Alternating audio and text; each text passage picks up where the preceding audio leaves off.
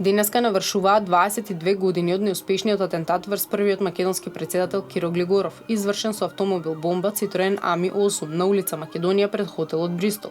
Нападот беше извршен на 3 октомври 1995 година во 9:50 часот, кога Глигоров со службено возило се движеше од неговата резиденција на работното место во Собранието на Република Македонија. Поранешниот претседател го преживеа атентатот со тешки повреди на главата, додека на самото место загина неговиот возач Александар Спировски, а беше повреден и телохранителот Илчо Теовски.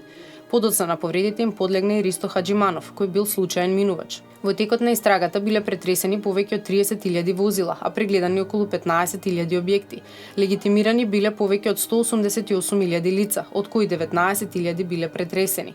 Министерството за внатрешни работи извршило и повеќе информативни разговори со луѓе за кои се сметало дека се можни сторители на атентатот, но сите тие биле пуштени по испрашувањата. Објавен бил и фоторобот на еден од осомничените, но сето тоа не покажало резултат. Медиумите на широко информираа за заостанувањето на истрагата. Во јавноста кружеа приказни за наводна поврзаност на бугарски, српски или чешки врски, но сето тоа остана во рамките на шпекулации и недокажаност. За обидот за атентат, Глигоров напише и автобиографска книга "Атентат, ден потоа", која ја промовираше во 2002 година.